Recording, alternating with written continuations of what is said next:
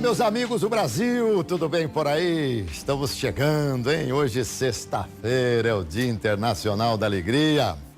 Nosso Visão Geral sempre trazendo aqui personalidades importantes dos mais diferentes segmentos da sociedade brasileira.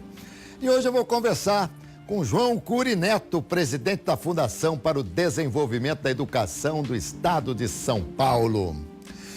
Como foi difícil trazer o senhor aqui, hein, seu João? Tudo bem? Tudo bem, Alberto. Prazer enorme estar aqui com você, para conversar um pouquinho com o seu público, com essa audiência enorme que você tem. Muito prazer, viu?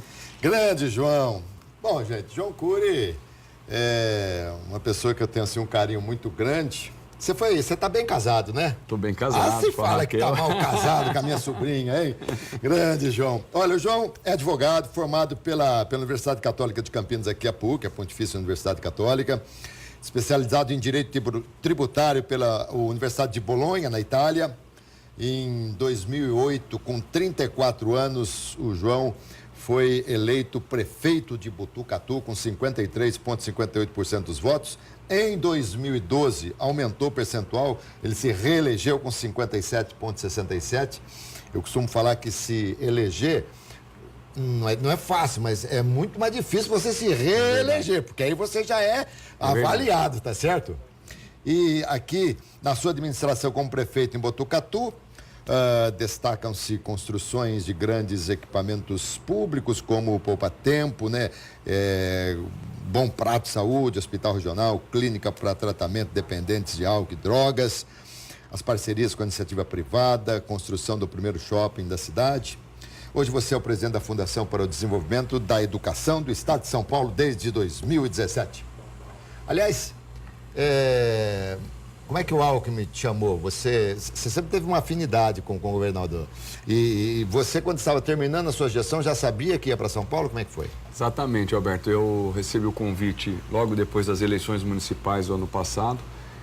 Um convite feito pelo governador Geraldo Alckmin, pelo secretário de Estado da Educação, o professor José Renato Nalini, que me fizeram esse convite para assumir a Fundação para o Desenvolvimento da Educação, a FDE. Uma fundação histórica, importante, o braço executivo operacional da Secretaria da Educação. É uma fundação que tem 30 anos, comemorou 30 anos esse ano e é responsável por construir escola, reformar a escola, dotar as escolas de materiais, suprimentos, mobiliário, equipamentos. E nós temos escolas em todo o estado de São Paulo, são 5.400 escolas. Aqui eu acabei de passar em frente à escola Carlos Gomes, é uma escola que nós estamos reformando nesse momento aqui em Campinas.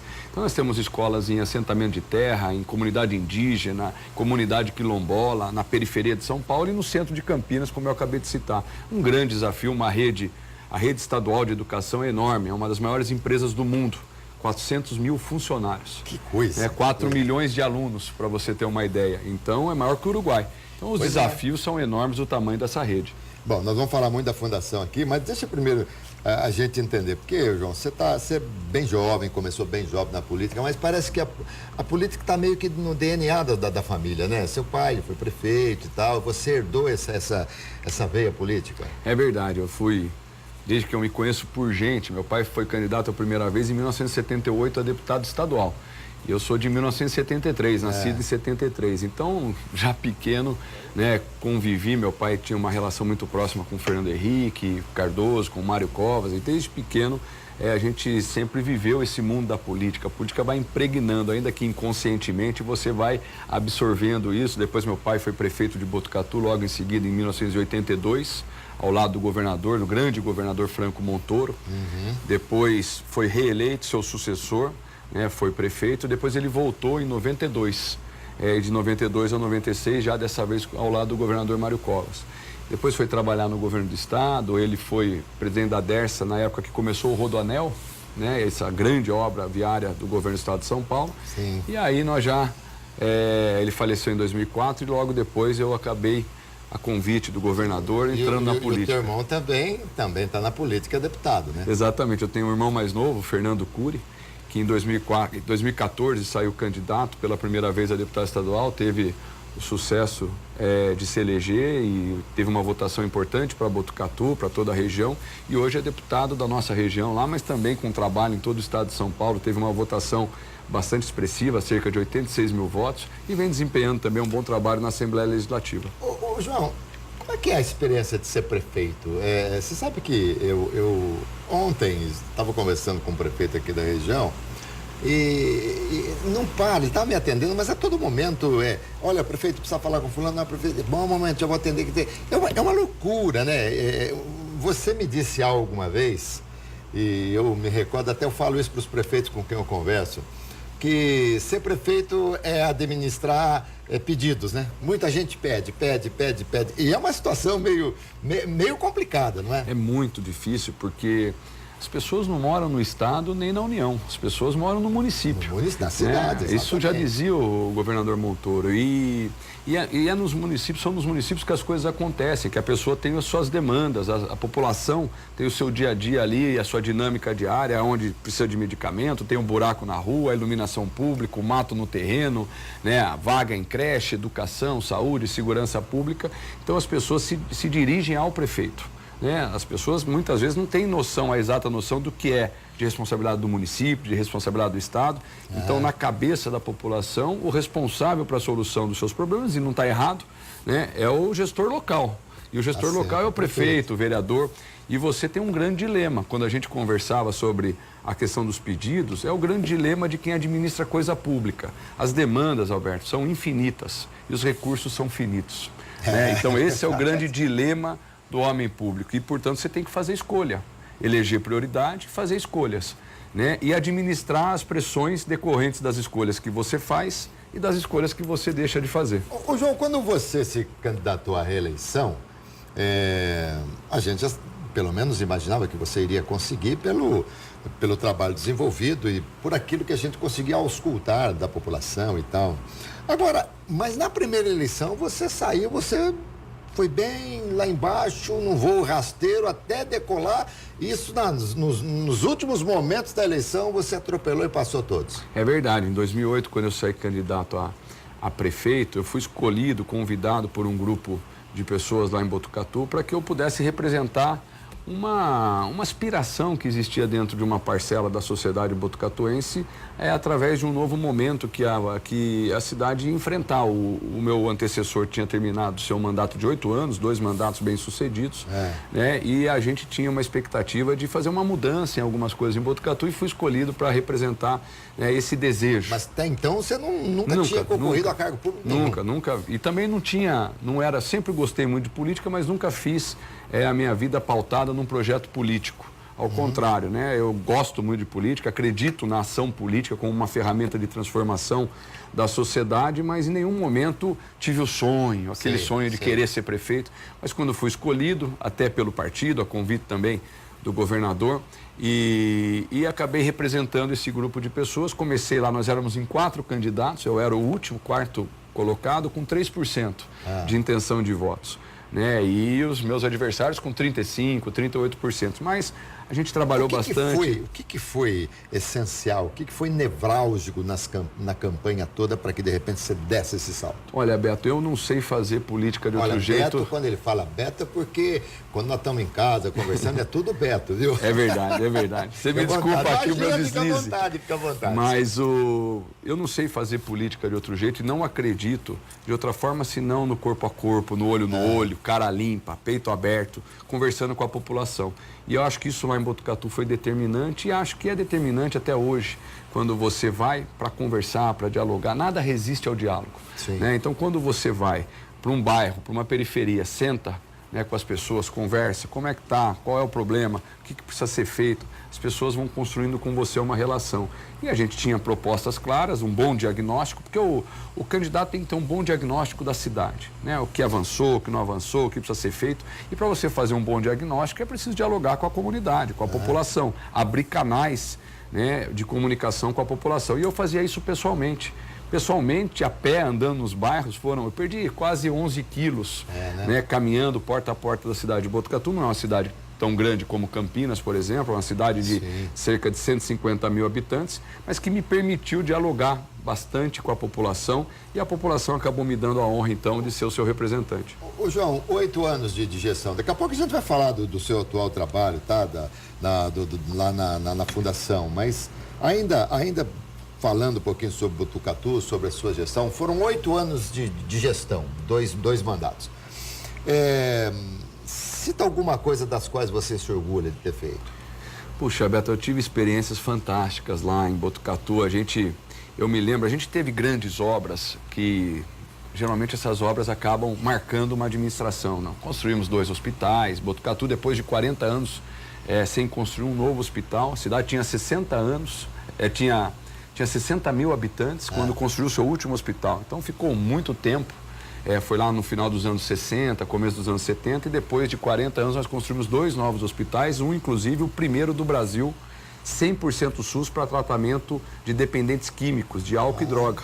É uma parceria com o governo do Estado de São Paulo. Operação até hoje do programa Recomeço. Inclusive o governador, quando divulga algumas ações, ele mostra esse hospital que nós construímos lá, 70 leitos, 100% SUS para tratamento de dependência de álcool e droga, que é um problema que nós temos atualmente. Outra coisa que a gente teve, que foi uma marca importante, foi o primeiro poupa-tempo ambiental do Brasil também. Foi uma marca do nosso governo, uma parceria também com o governo do estado, onde nós reunimos todos os serviços ambientais que são prestados à população, que geralmente nas cidades fica uma parte num órgão, num determinado endereço, outro, e a população fica pulando de galho em galho quando requer algum serviço. Nós colocamos todos os serviços num local só.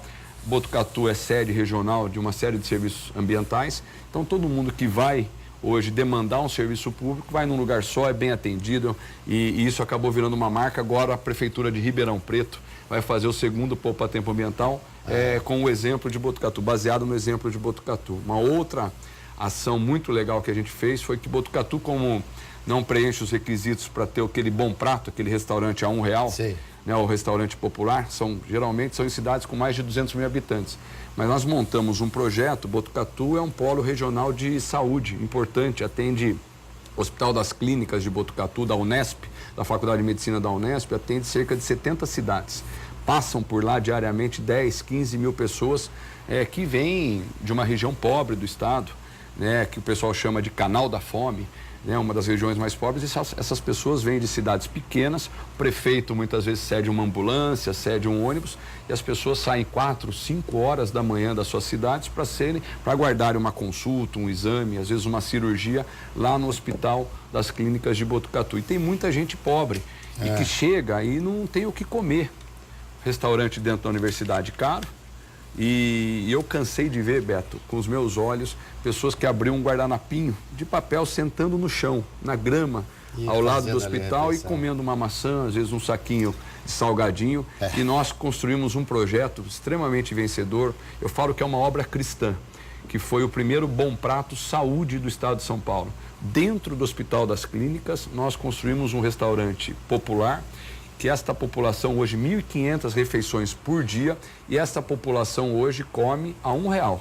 E R$1 todo mundo tem no bolso, né? Então a pessoa chega lá com o seu acompanhante, muitas vezes o paciente vai com o acompanhante, sem dinheiro para se alimentar, mas já sabe que lá em Botucatu, dentro do hospital, né, as pessoas comem com uma moedinha de R$1. Café da manhã, 50 centavos, e uma alimentação balanceada, equilibrada, a R$1.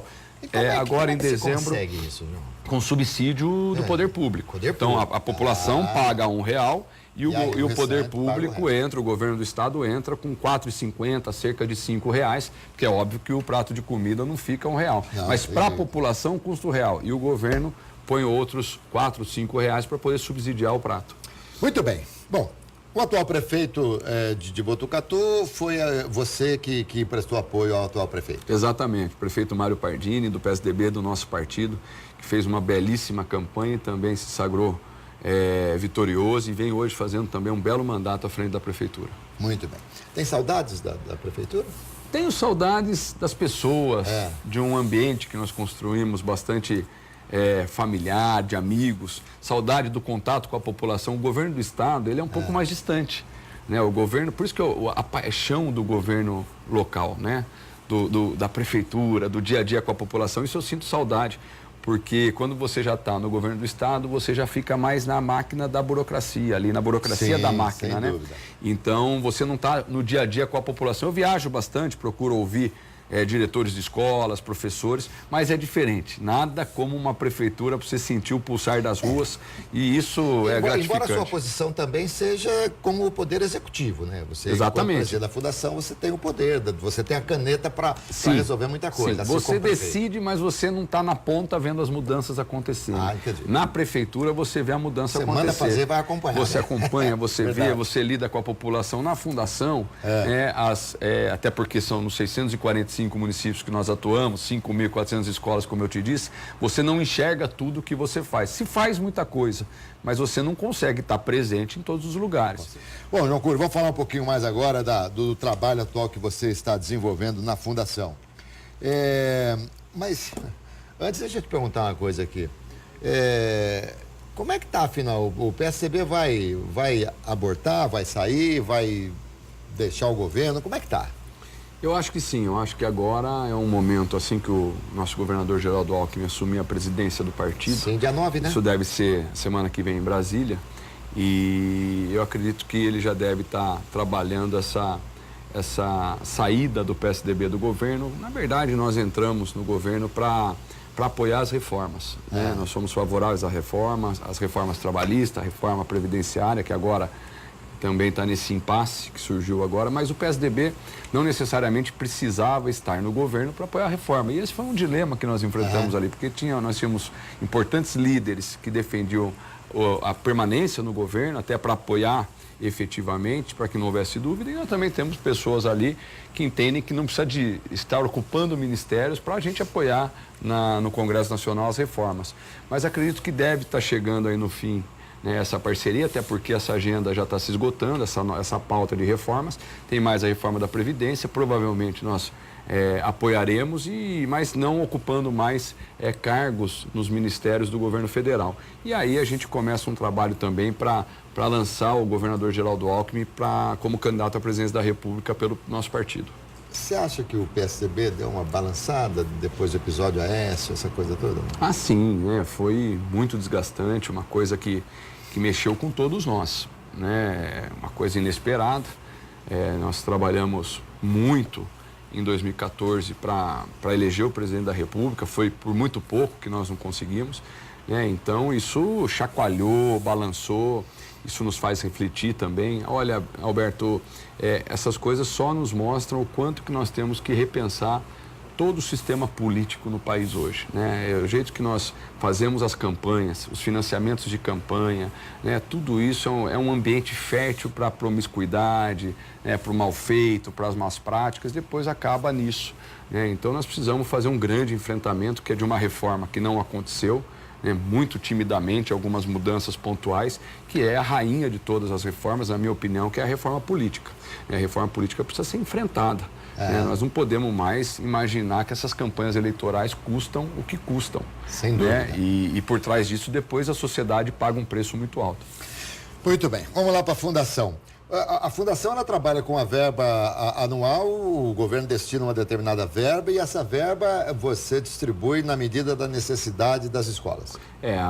Na verdade, a Fundação ela não tem um recurso próprio para investir nas escolas. Nós somos o braço executivo, operacional da Secretaria da Educação. Então, nós trabalhamos com a verba da Secretaria da Educação quando ela nos disponibiliza. Nós trabalhamos, Alberto, como um prestador de serviço, a Fundação. A Fundação é chamada pela Secretaria, a Secretaria apresenta um plano de obras, fala, olha, eu quero construir tantas escolas, eu quero fazer tantas creches em parceria com as prefeituras, eu quero reformar tantas escolas. Nós apresentamos um plano de trabalho, fazemos os projetos, apresentamos os orçamentos, então a Secretaria nos repassa os recursos e nós fazemos lá então a execução de todas essas ações a pedido da Secretaria. Isso vai desde colocar papel higiênico dentro de uma escola, até colocar um equipamento, um computador, até reformar e construir uma escola nova. Então é um trabalho grande, em todo o estado de São Paulo, o orçamento da Secretaria da Educação é o maior orçamento do estado. Né? A educação tem 30% do orçamento do governo do estado. Por força de lei seria quanto? 25. 25. Por força de lei federal, 25, mais a Constituição do estado. O estado de São Paulo é o único estado da federação que investe 30% do seu orçamento em educação. O resto investe cerca de 25%. Quando você era prefeito, você investia quantos por cento? 25,5%, 26%. Os municípios investem também no mínimo. Tá. Esse é o mínimo legal, 25%.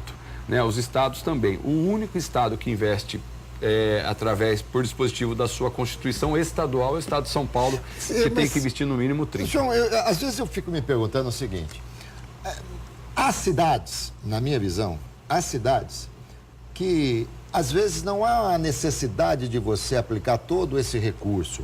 E há cidades que precisam de muito mais. E quando você tem algo pré-estabelecido, como uma lei que te obriga, de repente, não se joga às vezes dinheiro fora, ou um dinheiro que poderia ser melhor aproveitado em alguma outra coisa, por força de uma lei que determina esse percentual?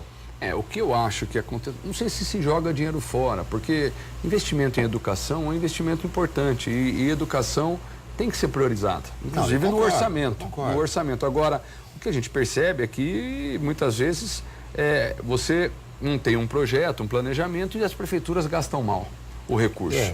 Gastam mal o recurso por falta de planejamento. Mas o que eu percebo é que você engessa o gestor. Quando você cria as receitas vinculadas, em que pese serem importantes, porque você garante um investimento mínimo em áreas essenciais para a população, como saúde e educação, que é o caso, né? Então você tem um investimento mínimo. No governo do estado você também tem investimento mínimo em habitação. O governo do estado de São Paulo, ele canaliza 1% do ICMS para o CDHU, para a Secretaria de Estado da Habitação. Então, quando você cria esse mecanismo de vincular as receitas a determinadas ações, você acaba engessando o gestor, porque às vezes a necessidade do gestor naquele momento não é aquilo. E se ele tivesse um recurso para atender a sua necessidade, um recurso mais livre, mais flexível, talvez ele pudesse trabalhar melhor. Mas eu acho que não está errado, porque também se você deixar tudo muito aberto, acabam fazendo obras que dão mais votos, dão mais visibilidade, mas não são transformadoras, né? E a educação é um investimento a longo prazo, Alberto. Sim. Né? Então você tem que fazer e muitas vezes não é pensando na próxima eleição, mas é pensando na próxima geração. Sem dúvida. Né? E educação é uma aposta no futuro. Aliás, eu sempre imaginei que agora talvez... A sua cidade tem plano diretor também, Botucatu? Tem plano diretor. O plano diretor, eles, no mínimo por 10 anos, né? Eu acho que o plano diretor teria que ser uma coisa assim mais... pensando-se muito mais num futuro maior ainda do que 10 anos, embora tenha, evidentemente, que deixar espaço para as modernidades, para as atualizações e coisa do gênero. O FDE, por exemplo, a FDE, a Fundação, ela se preocupa também com aspectos curriculares de matérias e tal? Não, esta é a secretaria, este é o papel da secretaria. A secretaria, quando criou, o governo do estado, quando criou a fundação, foi muito sábio, porque ele percebeu o seguinte: se eu ficar preocupado em licitar a obra, porque você precisa de uma estrutura para isso. Se eu ficar preocupado em colocar carteira nas escolas, eu vou gastar uma energia enorme e para fazer atividade meio. Porque isso é atividade meio. Atividade fim da educação qual é? É o ensino.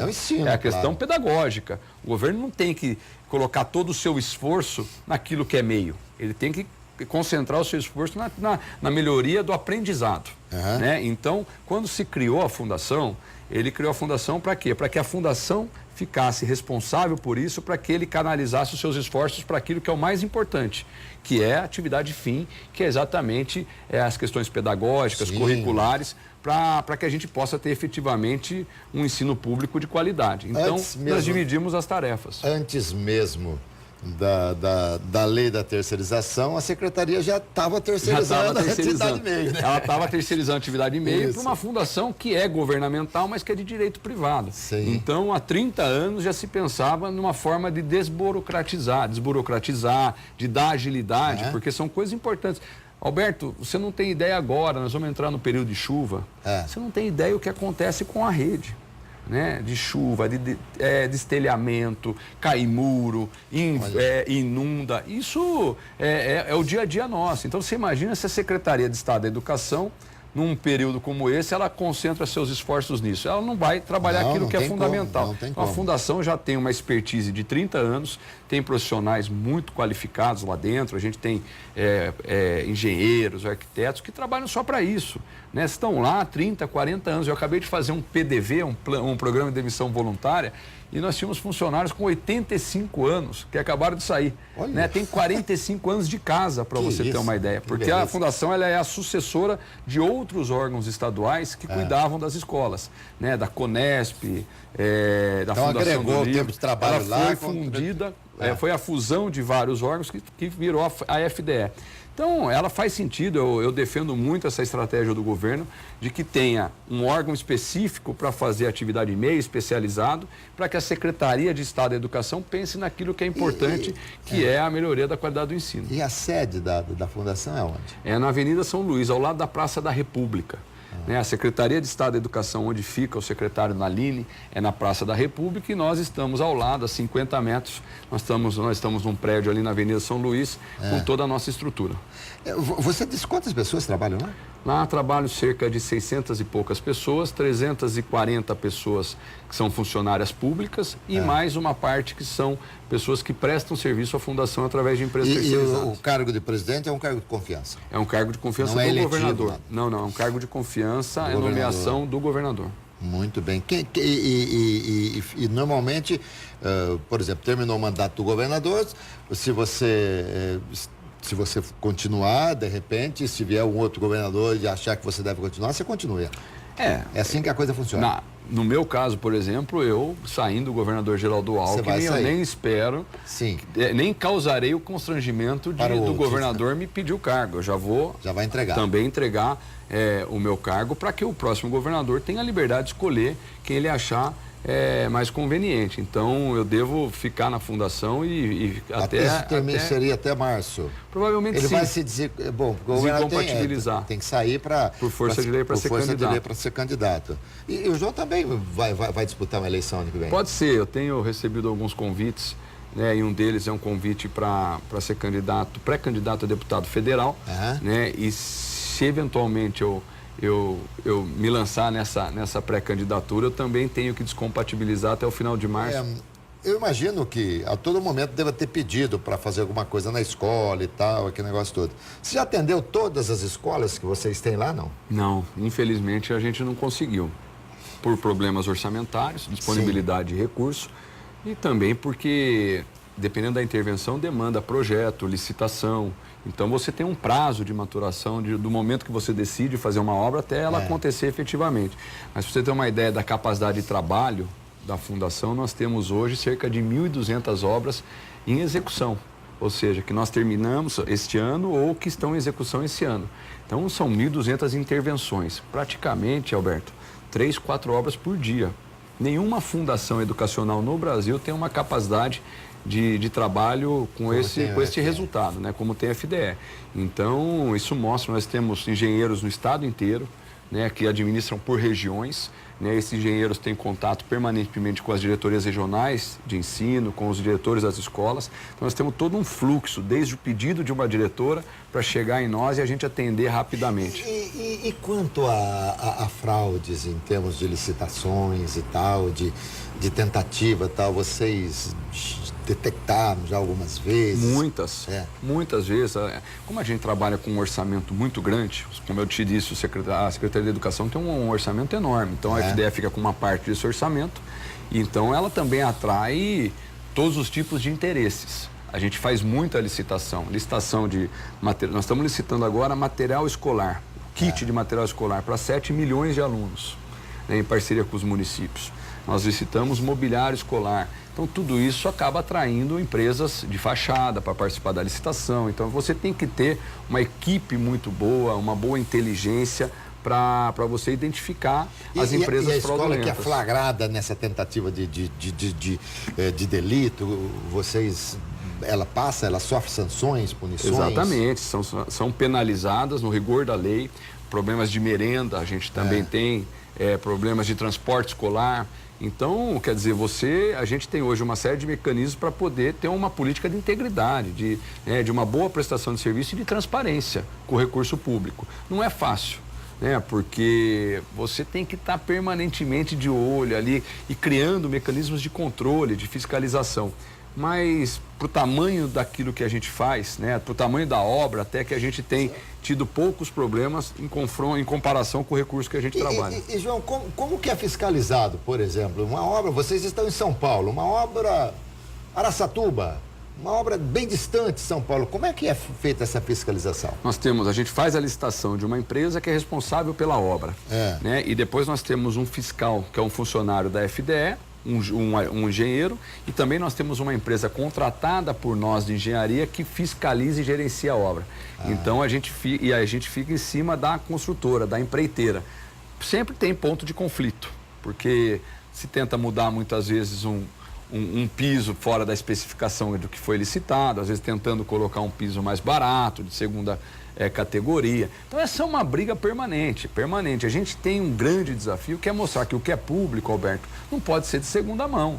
Claro, o que é público tem que ser igual ou melhor do que o particular, porque é pago pelo dinheiro do contribuinte, da população. Então nós temos esse mecanismo e nós somos também a fundação, ela também é fiscalizada, ela é auditada pelo Tribunal de Contas do Estado de São Paulo, pelos órgãos de controle, pelo Ministério Público, Tribunal de Contas, Assembleia Legislativa do Estado, quer dizer, todos esses aparatos de fiscalização, eles estão também colocando o seu olhar, a sua atenção junto à fundação. João, quando você está falando aí, né, porque nós não temos ideia de como a coisa funciona, porque de repente alguém pensa que você está lá com a caneta na mão, que você pega, que você vai fazendo, vai assinando, vai mandando, não é assim, tem tanta coisa por trás, você está falando aí, tanta auditoria, vocês têm que prestar tanta conta, e isso é feito em todos os escalões, em todas as autarquias, em todas as instituições do governo, em todos os lugares. E ainda assim a gente cansa de ver gente corrompendo, gente corrupta, gente indo para a cadeia, mesmo com todos esses dispositivos, digamos, de fiscalização. Complicado, né? A gente ainda está aprendendo muito, perto de outros países, principalmente de países mais desenvolvidos. O poder público já tem políticas mais claras de compliance, de integridade, de transparência. Esse ano nós fizemos, no começo do ano, eu lancei um portal de transparência da Fundação, né? Todos os contratos, o valor de cada contrato, o que aconteceu, o que não aconteceu, um acesso à população para que a população possa perguntar e ser respondida. Então você tem que ir criando canais. Isso não é um processo que você termina, né? É um processo permanente de políticas, de boas práticas, né? Na área da gestão pública. Então, agora a gente está trabalhando para que a gente também tenha políticas de compliance e integridade dentro da Fundação. Então, todo dia você tem coisas para fazer, para melhorar a gestão pública, para melhorar o trato da coisa pública. Nós tratamos com a coisa pública. E hoje nós estamos vivendo num momento, infelizmente, né? Que parece-me que as pessoas não têm mais respeito pela coisa pública. Infelizmente, a gente vê tantos e tantos prédios do governo municipal, do governo estadual, prédios que são deteriorados, pichados, destruídos. Imagino que nas escolas as coisas também, infelizmente, sejam assim. Então, cada vez fica mais difícil, né? Se você soubesse o que a gente gasta de recurso, de dinheiro público, reformando o que acabou de ser reformado, olha aí. Reformando o que acabou de ser construído, é uma judiação, Alberto. Nossa, é uma judiação. imagino. Às vezes você coloca mobiliário novinho, carteira, cadeira nas escolas, equipamentos, né? E depois de 2, 3 meses a comunidade do entorno, ou às vezes até o próprio aluno depredou, vandalizou. Então, quer dizer, nós temos que trabalhar a educação em todos os sentidos. Não é só na transmissão do conhecimento de matérias curriculares, mas aquela educação que vem de casa. Verdade, né? aquela que vem do berço, né, João? Querido, chegamos ao fim. Muito obrigado de coração pela tua presença aqui. Eu queria que você viesse aqui já fazia um bom tempo. Se você for candidato a deputado federal, pelo menos você me tira a dúvida em quem votar, tá bom? Tá bom, querido. Eu que agradeço. Prazer enorme estar aqui, falar com o seu público, com os seus telespectadores aqui e participar do Visão Geral, que é um programa que eu sei da amplitude da audiência e da credibilidade que você tem. Muito obrigado e um abraço a todos vocês. Falei aqui com João Cury Neto, presidente da Fundação para o Desenvolvimento da Educação do Estado de São Paulo. Tenho certeza que vocês gostaram, eu adorei a entrevista. E hoje, sexta-feira, é dia de, afrouxar o nó da gravata. Ufa, sexta-feira abençoada. Bom final de semana para todo mundo, gente. Saúde, paz e alegria. Tchau.